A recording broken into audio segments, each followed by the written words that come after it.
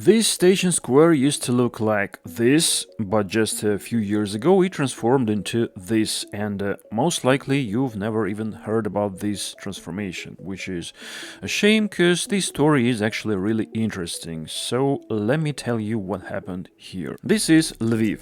It is the largest city in the west of Ukraine, just 60 kilometers from the Polish border. Its main train station welcomes passengers from both Kiev and from the European Union, and until very recently, the space right in front of it, called Dvirtseva Square, looked just miserable. Things were so bad the locals considered it one of the city's biggest problems, as a place that humiliated the city in front of the tourists.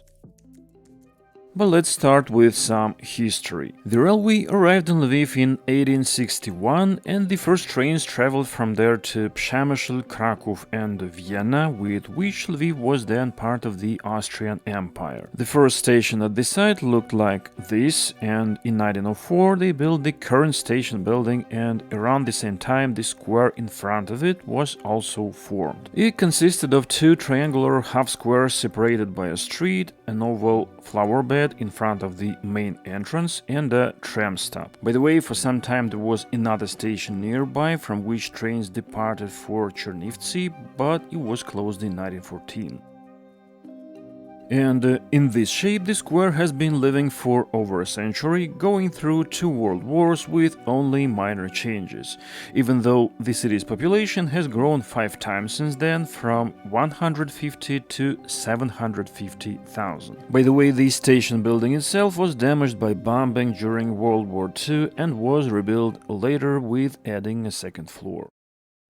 So at the beginning of the 2000s, the layout of the square was almost the same as when it was opened, but its condition had worsened dramatically. It could be described in just 2 words: chaos and decay. The roadway was paved with rough cobblestones, which were already half destroyed, full of potholes and puddles. It was difficult even for healthy people to walk on such a surface, not to mention the ones with disabilities. And in addition, the entire area accessible to cars was occupied by chaotic parking. Illegal taxi drivers always parked their cars closest to the station, and they themselves were hanging out on the sidewalk all day long, pushing their overpriced services on passers-by. In front of the main entrance was the same oval flower bed with a fountain that never worked. The driveway behind it was so narrow that every time one car stopped to drop someone off, the whole line behind it got stuck. As for public transport, the tram stop was tucked away in the far corner of the square, and the way from it to the station ran along broken pavement through chaotically parked cars, which was especially pleasant in winter or under the rain. The stop itself didn't have a platform, so a person in a wheelchair wouldn't even be able to get off the tram. Probably the only positive thing was that the trams had a dedicated lane on the way to the station. Meanwhile, buses shared the street with private cars and first had to squeeze through a narrow spot near the fountain to get to their stop. And yep, the bus stops were on the other side of the square from the tram stops. So, for example, if you needed to leave the station and both tram and bus were suitable, you had to choose which stop to go to and hope you made the right choice. But according to Murphy's law, it often happened the other way around. Your bus was delayed, while a tram which was also suitable for you was just arriving at the other end of the square, or vice versa. Run,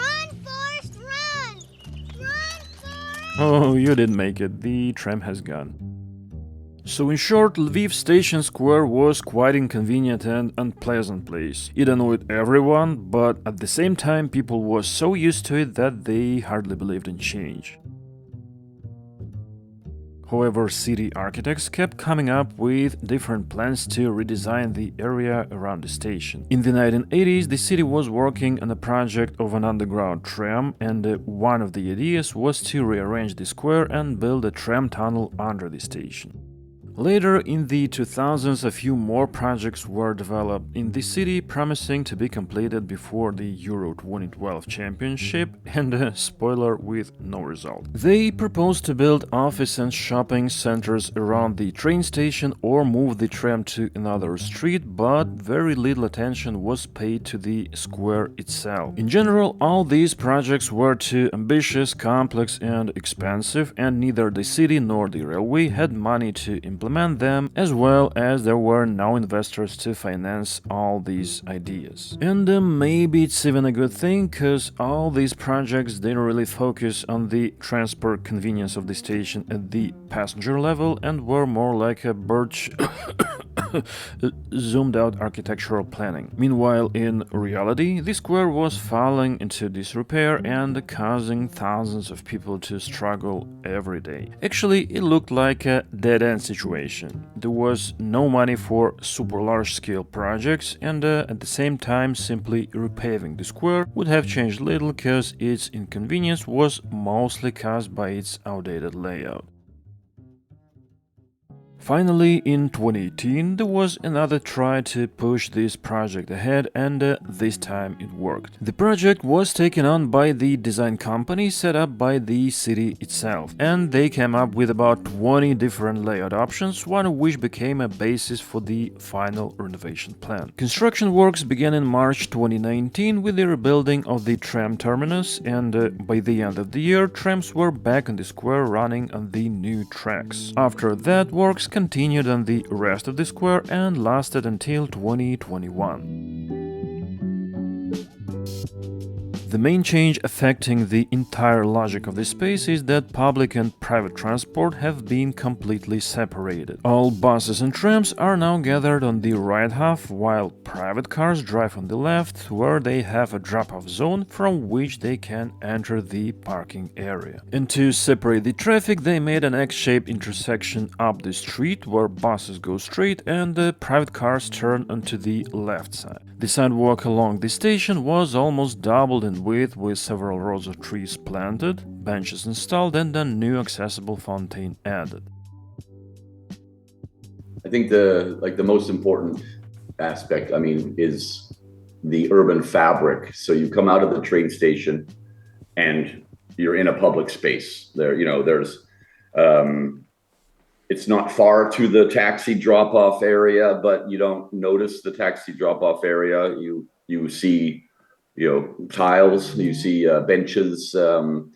You also, when you come out of the main entrance, you have a view, right? There's an open space, and over there's trams. Great. There's the cafe that's open 24 hours, where you have to pay to go to the bathroom. But anyway, and then then there's benches over there, and there's the cars, and there's parking. Maybe my grandpa's waiting for me way over in the parking. But I mean, like you have a vista, which is incredibly important. Like for urban design, you have to be able to see where you're going and orientate yourself, of course. But also, it's the entrance to a city, and this is what I've been going on about with some of my reels from other cities like Prague, how they fucked up that train station. In the 60s and 70s. I just love the poetry of a train station was your primary entrance to the city for the large majority of travelers. Sure, back in the day, people would come by, a horse and carriage or cars, but I mean, it was the pride and joy of a city. And, when you go towards it, to leave the city, architecturally, with the right train stations, it's like, oh my God, look at that building. Even Kyiv, it's, Soviet architecture, but it's there at the top of the hill as you have a long road leading towards it. So a lot of the aesthetics and the architecture of train stations, I just really love that. So what Lviv did, with the redesign was the same thing. You come out and you're going, yo, welcome to Lviv, right? Here are your options. You have trams, you have some places to buy some food, you have some benches if you need to wait, there's taxis there, buses, whatever, right? So it's kind of like it honored the poetic aesthetic function of a train station in a city, as well as, which is what makes it extra good, this vista, right? You can orientate yourself. So it just basically did what train stations have been doing for 100 years, and that we seem to be forgetting nowadays with more car-centric thinking. Again, back to Kyiv, you walk out of Kyiv Central Station and it's just cars right there, right? Narrow sidewalk. You got to figure, there's this, the metro's way over there. Fine. You can't move the metro, but I mean, there it is. But it's like a witch's cauldron when you walk out of Kyiv Central Station, and many others as well, right? But so yeah, Lviv they just understood all the mobility aspects, the public space, the urban design, but also respected the fact that this train station should have a pedestal to stand on, and as an entrance and an exit to the city. So like the pride, of the train station. I think that's the poetic side of it. I really, really like that. In front of the main entrance, they made a big triangular square that leads to the alley, which you can walk down to almost the end of the street. And the tram stops are now right next to the station doors, so passengers don't have to squeeze through parked cars anymore. Also, they built 2 parallel tram tracks, which made it possible to set up separate stops for different lines. The stops just near the station are only for getting off the trams, and the boarding area with big shelters is here a little bit further away. This stop separation quite often confuses passengers, but it was a requirement of the transport company so that tram drivers, after unboarding, could move the tram to the waiting area, leave it there, and safely go to have lunch. The tram loop itself has become much bigger and now also features city and intercity bus stops and a small public square with trees and benches.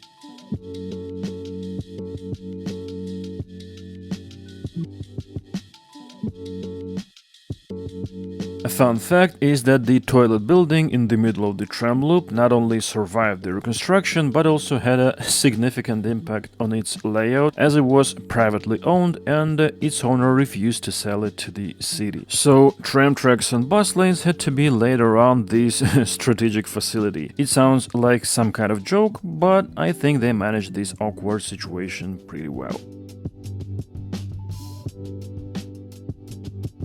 Another such strategic building on the square is this shopping center. Once upon a time there was a tram dispatch center on this site and trams used to turn around it. But in the 1990s it was sold to a local businessman who converted it into a round-the-clock cafe, which has been operating there for all these years. And when the reconstruction of the square began, he apparently decided not to fall behind, demolished it, and built a much larger 4-story building instead, which now houses a bistro with a 2.2 rating on Google. So it seems like a great topic for the worst rated series of Mr. Guy taking over. On the left side of the square there is a drop-off zone for taxis and private cars, which also has a roof. The rough cobblestones on the roadway has been replaced with asphalt, and now vehicles no longer vibrate and make noise, and it has become much easier for pedestrians to cross the street. However, some people criticize the renovated square for losing its character. Oh, I hate it. But I understand it, that there has to be a taxi drop-off point or a car drop-off point. It's a kiss and ride. It's every station has it. That's fine. I think they did it rather well. You don't feel like you're bombarded with cars. If you need to cross over into the sort of that park area, it doesn't feel like you're a second-class citizen. They've controlled the feeling of having cars there. And the last part to be renovated was the park on the left side. In general, the old trees have been preserved and a new space has been created around them, complemented by a playground and a tourist information center, which is quite ugly in my opinion. By the way, I don't remember seeing a playground near a train station anywhere else, so I wonder how unique this is.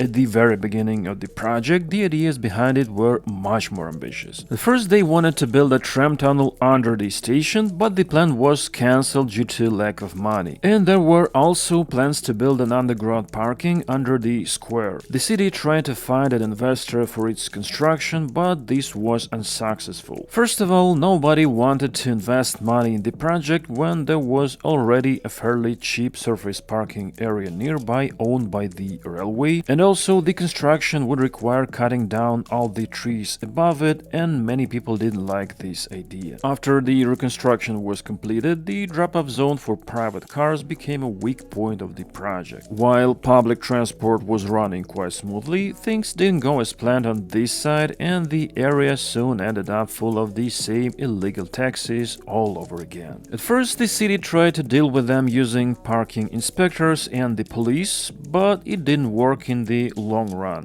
And although cars still cause traffic jams and chaos before trains depart, it no longer affects public transport. Overall, after the renovation, the square has become more logical and organized. Public transport is now gathered in a compact hub right next to the station, while cars have their own separate area and don't affect the operation of trams and buses. Another key point is that the distance from all stops is now equal, so passengers of cars and public transport are now in a more even level than before. The square has become more inclusive. Previously, it was possible to break your ankles here, but now you can move around in a wheelchair or just roll your suitcase. Around 50 new trees and thousands of bushes and flowers were planted on the square, which made it greener and more attractive. And these lush grasses look especially cool. I really like them. And all this combined made the square itself attractive to people. Before, everyone tried to escape from it as quickly as possible, while now it became a more pleasant place to stay. People began to sit on benches under the trees and even come for a walk with their children.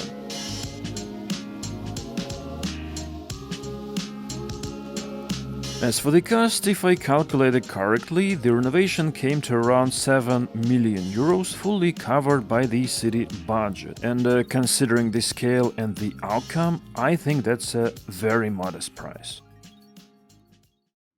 Unfortunately, it coincided that when the reconstruction was about to be done, the COVID pandemic started. Train traffic stopped, and for several months the renovated square stood almost empty. And then, just as life was slowly getting back to normal, Russia launched a full-scale invasion of Ukraine, and the situation was turned upside down. A stream of refugees poured through Lviv station into the European Union, with tens of thousands of people arriving in the city every day in need of help. The square was filled with people with various volunteer services working on it, and at that moment the enlarged pedestrian zone in front of the station became extremely helpful. After the renovation was completed, the city presented another development plan for the area around the station, but this was just before the invasion began, so these plans were put on hold again. It is important to note that the square was renovated entirely by the city, and the station building itself, which is owned by the railways, hasn't changed. There are still problems with accessibility. The platforms can only be reached by stairs, and there is only one elevator for people with disabilities, which leads to the first platform. Just recently, railways installed a ramp at the station entrance and unveiled a reconstruction project that includes elevators on every platform. This is both very important and very difficult to implement because of the war, so we'll see what happens next. I know the guys the people who designed this, the architects and the designers, and they're so proud of it, in a way that is unusual for Danish and Nordic culture and Ukrainian culture, to show like, yeah, I'm really proud of this, but they are, and they should be, I think they, in the Ukrainian and Eastern European context, my God, they went above and beyond the call of duty, with this design, and that's also a credit to the higher ups that allowed for it, for them to fulfill their vision, so that's what makes the story even better, right? That it happened in a city like that at a time like that, where everything in Ukraine, still focuses on car mobility, right? So I think that's a nice part of the story, that there was a complete vision from the designers and architects, and the city bought into it as well. Overall, Lviv is far from being the richest city in Europe, but this example shows that even with a small budget, it is possible to transform chaos into a more comfortable space for people, although it is not without the drawbacks, of course.